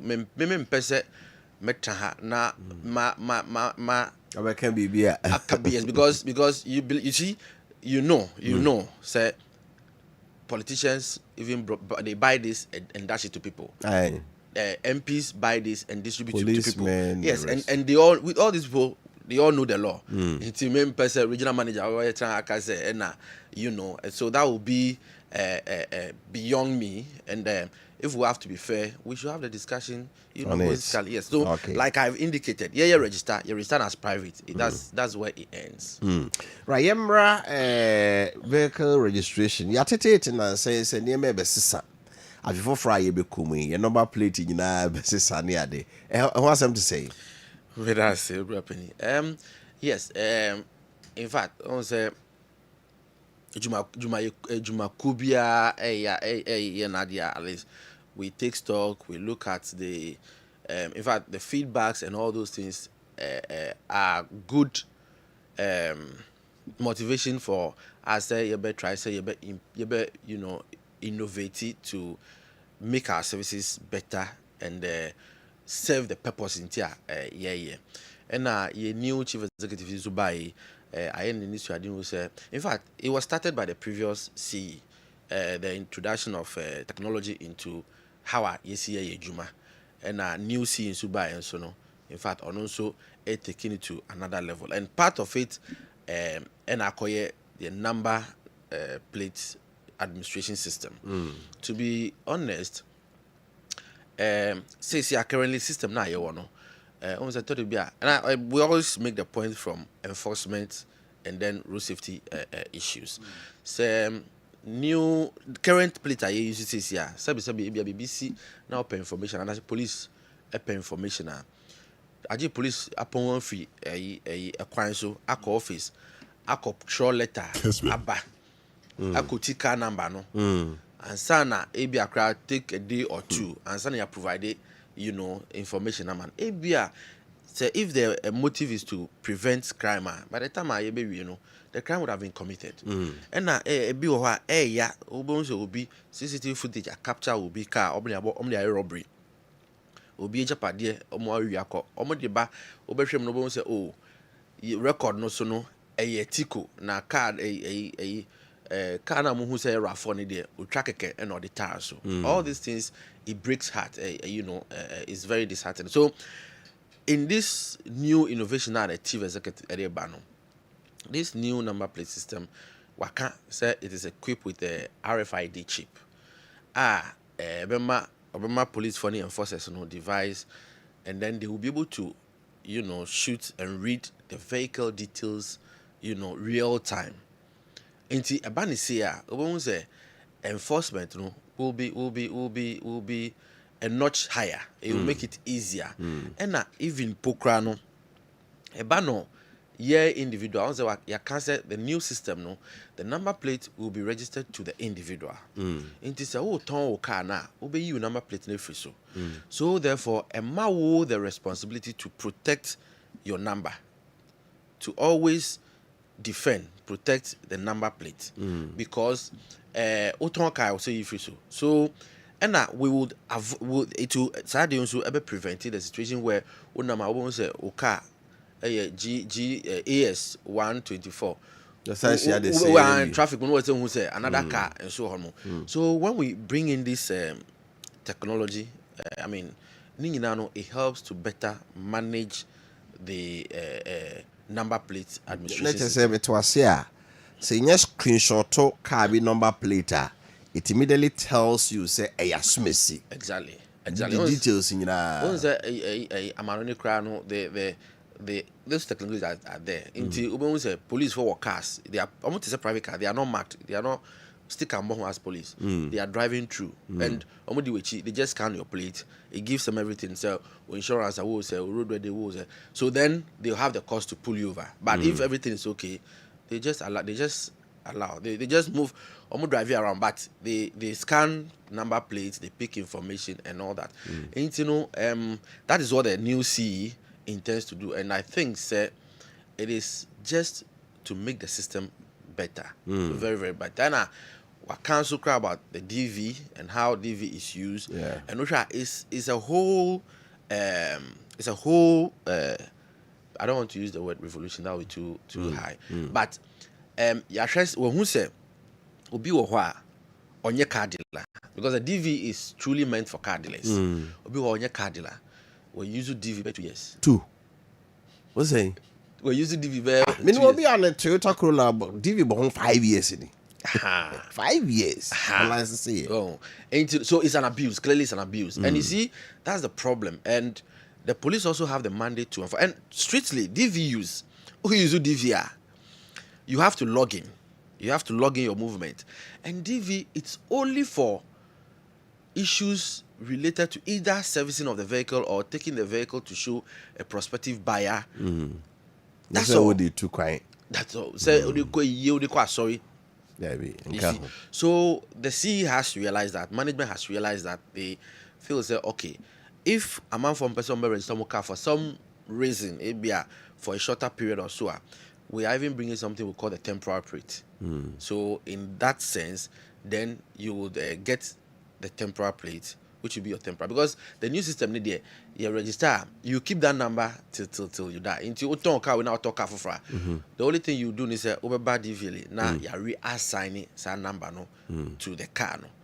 But and we know you're different from personalized identification number. Okay, I mean, my engine kakra. Ubu car be a 9. Ubenye different DV place. Ada bakona near the bay manina. Okay, so say bano temporal number plates. So what car 9? You register. You have a temporary number plate. No, make a car 9 our registering. Oh, okay. So the registry. Okay, into what register 4 nina. Into 4 nina no. So it means that you have 4 number plates to your name. Yeah. Into oton bakwa no aton obeyi. Now they are two. What's that tough fra? What did the way you to no? Ebeba ni area sanema. Patroti say. No, what I'm saying is, see, I'm a car 4 no. Some will be to old plates in you. Tell me back, remember my number back one. A better run it through and a beer benyani the uncle. A beer benyani the uncle. A beer benyani the uncle. Inti 4 no, ye be re-register for in our mouth. However, say who use one say who turn back free ma. Back on our turn, obey you plate now they are 2 feet. Say Yami Adam now start tofu fry.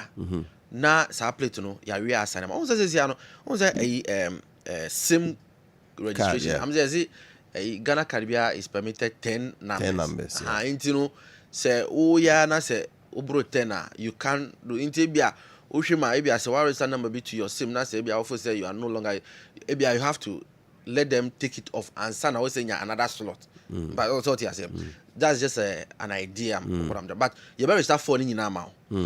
But Oton after that, Oton minua, obey plate minua to all. Otoka back now the minu de mubako abba. Now ye re assigning. Just a yamiana with the box. Some of the back. Now more reassignment. Yes, say I was say ye capture data no accurately. Into first, maybe I never a Yamia Adam nebo a ML so and I say Land Cruiser so. Na say a Lamborghini naba. I was say ye reassigning in the system. Now I reflect say CCR o number we say no it's been assigned to this car. And then the system will be updated to reflect so. And at the auto back no man no the auto back no man so no so Eddie Beba. You always embremo no auto come up here. You have 14 days to notify the DVLA to effect a change of ownership. Na me what problem? So we be facing problem pa kwa mbe fa so solve no. There are so many cars our Ghana ha. Nipa no maton. But we need a change of ownership. In fact, we okra nipa na oton ma no. Waton ma nipa mienu miensa nnan amachire ayira. They say the ebe so we to say normal plate no. The ebe there no enya plate for. What are you going to do in this case? But that's it. But that's it. Ni nyina no akoye yen how see I see yen nyama. Emrane say utonka within 14 days. Both wa woton any wa woto. Mumbra DVLA na munye transfer. I mean what is difficult about this. But because the current system we are running, utonka na number plate was so. In some instances, grano nipa na wa toma krano ni insurance no e da so valid. Ni roadworthy na also carry e da so valid, so you don't see the need or the agency. But since nipa na toma we to number plate face no, are you going to be driving in town without a number plate? So you meet the police. So you meet the police. So this will compel people to because won't mean drive it in time. Even if you want a temporary number plate, but certainly won't mean drive it a vehicle that doesn't have a number plate. And I know you be say my baby no and or turn number 2. we they we are talking da and yeah the system no say no no credit and he has been help with the papers number no we use to car no no credit number cross we ground friend ko no credit we have those situations. It is true these are the case, but it's unfortunate very unfortunate because we don't yente nyama biase because oton o car mame na wanye transfer mame na me yeni pa bonini na me car no ko bokro no and say sebi me the car no e ko bo obi ku na ya hwe car ru na hona na ba ba chire ni din wo na ba ba chire wo be chire mu se ebe ya wo be chire mu se oh ma ton car no be 2 years ago e bia ma dance ni na kakra fa woni ase intino yenya ya ton car man crofo no yen a severe cry interest better and as a most say you be make you be gina so say you transfer obi wo ho a otumi sign transfer letter from C no say Gfako nipa no kwa no wakomo atu baby nti wo feel say why you transfer wo ho a mo say police abechi adan a oka there was a case something similar obi de omo de kan ko bokro no mo chi akronfo no eka say oh eka ra no ono na e de ka no sumo mo nti ka ra ne ka ho bi omo jeli ono so omo jeli no because ka no wo wudi mu e wo ka no so ne de akobokro no and omo so de ka say o ye ne no yejuma o ti ase nti no I want me person me fa akwanyo na me ma eti ase say that's some of the things we do it we fall foul of it but most of this thing no and ni say yes because a bit me the how be you see obi on what to sa car CB no say new system no yeah kwan be na so fa so say no say and as one notice be so I'll come to that nipa no ton car na ma wa e chance open the sika agent no wo ka so onye transfer na say bibia obeya ma but onye gisika ni wi a afi friends on message transfer na me wa ha na me kotamale and ejuma me ka sika foforo ni ade all those things you don't need those stress into no before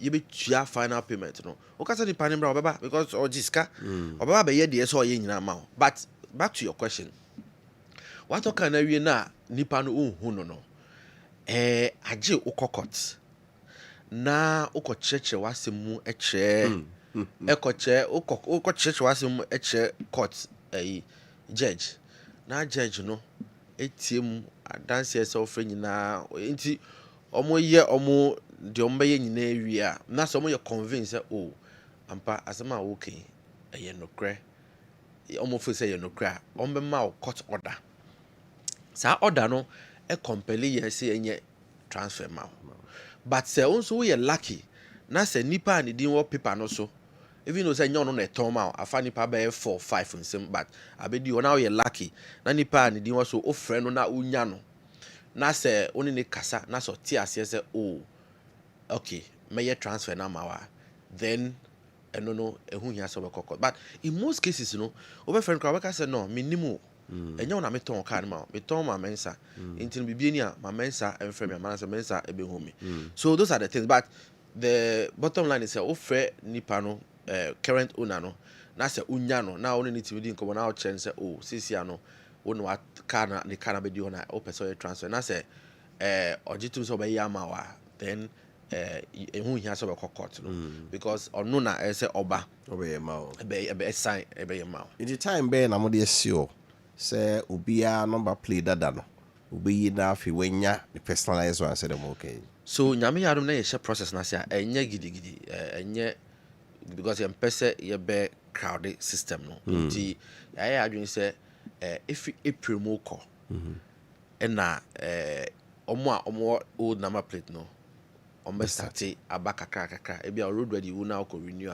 e bia na why nti no e be gradual process say won so road ready wu na wa so pese ba na obeya no aba ne ya na kakaka na yesisako but me sure say e bia ombema a period e bia 1 year period and I say ombia me sure because on say the final details we hanya by but yeah from I think from April no yeah be ma appoint say be ya you dada ni bi no gradually be ba na ya be sesa no amount for complete kai bi wa say ricketry pa kai ya ye dada eso na on the papers ni na roadway bibia bo ho divele ye ba ma so ye Mamma car which you what one and saying, at this or more political be be a film. At say, yeah, everybody assure. Yeah, everybody assure. So, say Siano, because of social media and tea, we get a lot of those feedbacks. And I can use up my culture say Siano, a ban roadworthy certification, DVLA, yeah, they are private vehicle test stations, you know. In terms of my inspection for roadworthy, but my main count to us so say private vehicle test stations, you know, almost new coin, so almost your license, you may be say your license renewal, say my license will be a new mandate. In this, car roadworthy. Now, so will be catch us say or be renew license, I say okay, who say that should be or the assembly and a bro. But back to the question, no. Sa kasi say yesaka. What we do is you suspend it. So roadworthy near papa, now say you issued by an accredited DVLA private vehicle test station. You suspend it roadworthy no. You suspend it. Gonna have a beer could be so be renew no. Or make a choice say you suspend it. Then the reasons in here you suspending no, you suspending roadworthy and I say you blocking roadworthy no will be mentioned to you. Then you have to fix it and then you bring it for inspection. Tia inspecting who say those issues have been resolved. Now they are suspended. Right. The issue of middlemen. Ubi I say DVLA the Udru I would change for about the mobile no I am. Say what to say this issue. So if I walk in today, say me be me I make can crata. What me saying? Well, so you see, it depends on the awabe, and it depends on your level of preparedness or the bahon. I advise say, ube any license related activity, the kind eye test no, eye test facility a bell, or me print report now the aba. But for instance, assuming say when you say education na oba so be renew license oba, you be invoice number. I'm away to your car, but for us to complete the process, you know, I just say P. Echo Abia, the nearest airport runabout. I just say P. Echo around. Echo eye test, no. Esa de ba answer the area. So ube say obi ono eye test na odi kra waba. Any waba afina obe P. Akwa eye test na ba no. Ube say there will be difference in the time of service. Inti that's the amount of time you spend there. Relative, it depends on your preparedness. If you are also be biometric verification amount, you cannot count it as delay caused by the authority. Now let me talk about the guru boys as you said. You see, DVLA, you provision for agency, and I say agent, and to say they are also your insurance agent and other service providers are almost a way yard. Now, Nkrofa refer to them as guru boys near. They are not either insurance or number plate embossment guys, and also ultra number plate. And I say they are not people who have identified role to play. Only from guru boys, but normally those people are not. They are not in the premises. But what in the American I say, but. American. Maybe I only be called sorry. Or see, I can't just say you more DVLA. A big credit because some of your manager and some of your offices. Without doing any background verification, only the panel, anya in a form. We don't have any way of knowing. Normally, answer baby buy a hormone. There's an tokwesi and I say problem about. So, we write yard more. Your public address system, announcement 247. Is it so? Advice. Anything you want to do, would you assume you don't know anything? We have a front desk. Ubi say we have a front desk now. They will show you, and it's an open space. And share. Look, in fact, the first back block. Yes, the first. It's an open place. So besides of front there, they are all person, they are all babayano. Only need to sue one. Yes, and I say you were national service personnel. You more reflective jacket. Into no ye service personnel no back ka ho na ono no e dey go through the process. But say ebia wo de adwuma ma wa sorry baby anase wo de sika ma wa sorry baby anase obi a wo ne tifi anase bibi sa anase and some of those people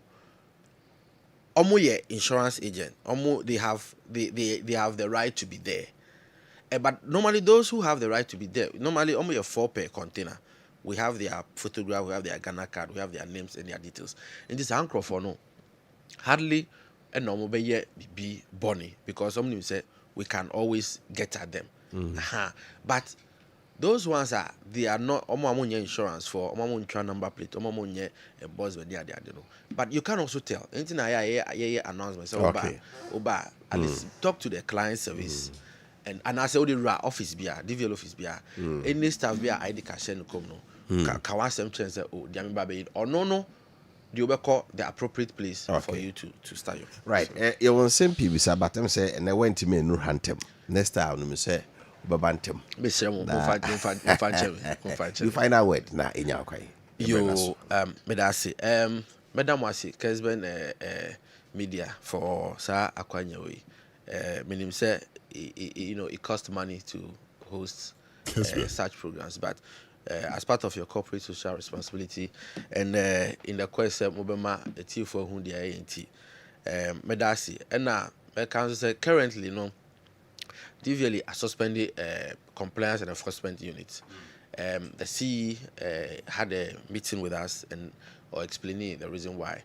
I think say feedbacks or no maybe or don't know had a lot of feedback. So or training and retraining for the compliance officers, and then they will be equipped to do the work better and efficiently.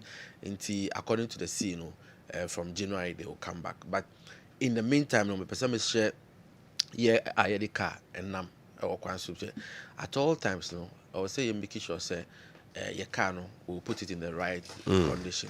And my train my police in chill because car no now we use say fault bamwa. We bet me a road ready and there. Echina ebia there will be a fault bamwa. Mama try say you be repair say be ya because of sa fault enma yenkonya akunshama enkoha adwen. Enti kakra me work na secondly said the marker obi a person your license related activity bia say your OG license renewal either so obeba Kumasi main office Agona office Mampong Offenso Kumewu Efijase Bekwai na Obuasi e Ashanti region na private vehicle test stations omo mandate ayede amomo ani se ombe inspect car fufra ye be register any car ye be man road ready. Those are the only two things or somewhere na hwe you making sure say document DVL and as a license document be a person say renewal say a new license so you be from the right source and just unya fake document that you be between the asema bro but that's it. CP ora Jerry Edem Aflabo wono eno da DVL no asantamante bono na yinya kwan ene ne ekasakra mi se brafofro mo no dwedi sha ase na ekoso a bibi ehobia no ye ne bediko ye da CP ano pay right okay yes so you say birthdays no kakra wa na yemfa eno and sorry ma men wish happy birthday sonkopa we eko ede ama o say wish my son Divine Glory Adom Mensa a champion happy birthday and if Divine Glory Adom Mensa papa Eric a champion and also can say happy birthday yankopon inshallah na onum emwa said ufitani and wakuma munya sana fenyi happy birthday to my right or die partner in crime and best friend Madam Sharifa Adamu, student of Royal Anne College of Health Ebuakwa Koforidua or say and CEO of Shifa Collections. Can't believe you are another year older and still haven't grown up. Wishing you a day as late as you are from Diakonos Bata Mason. Okay. Oh no, the Ababuan. Now happy birthday and Koma Kelvin, aka God bless you with all your heart desires from Ezekiel. I say happy happy birthday. Afei, happy birthday, Enko Emfa Emma. Rexford Kofo Enin or African Ghana Limited. Takwa also may heaven smile on a new age and grant you endless blessings with more success and prosperity. Age and grace from Kofi Owusu Deko and all the way Abba. Detective Chief Inspector Eric Osei Mensah, a station officer, original anti-Langard unit Kumasi. So wishing you a day full of everything that makes you happy. May your next chapter be filled with joy, peace, and lots of family time. May all your birthday wishes come true. Now, happy birthday in common, my dearest Abena Rosalinda. You make my world brighter, my heart fuller, and my days happier. Wow. For a romantic partner or happy birthday to a wonderful friend, I hope all your wishes come true. From Azaro. So I wish you happy birthday. Wow. Glorious birthday to our lovely mom, Charlotte Ano, a.k.a. Shati, Assistant Headmistress of Edubinso DA Primary School. May God's blessing guide and protect you always. Wishing you all the best. This is coming from your children. Blessed birthday to you, Ransford Ankama, from your mom, Madam Franca. Ransford Ankama. Omame Franca Osinyamenyo kesiye pa. Happy birthday to Rosel Pepra, aka Ruja of Kentin Krono Amangwase, CEO of Rosel's Quarter, from your brother Mr. Tufo Jr. Wono eno the way subai senyame nyo kesiye pa. The chatwo ewa ha. Say happy birthday to Alison Eurama Sewapuku Ajiman. Alison Eurama Sewapuku Ajiman. There is your birthday from your mom Lisa and grannies Ino Bonsuen Mama Abana. They say God bless you and make you a bigger and a better person. It was therefore had a my crime a day and pay matching with dinner see or your Kessben Plus TV so and out here Kessben 93.3 so Kabro Sudan Kwanka Madam ya and everyone see me and Rastafan question directly show no Same and soon here sound also my yen. Medeni Kofi Appiah so say Jolaka eba no the agudi mun sem met for that na beto so nyame ya watch na e be say shebium yakramo. Bye bye.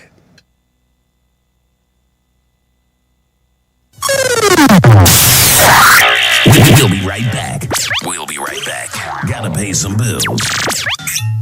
Afe ako apro abesu yensubio. Nami Shrao say afibia obeso Kessben Outreach Foundation ene Kessben Media sene ema yekoye nyankefia hodo no adoye. Mebusem de dunkron yimu edunson de hu obobroni mobono.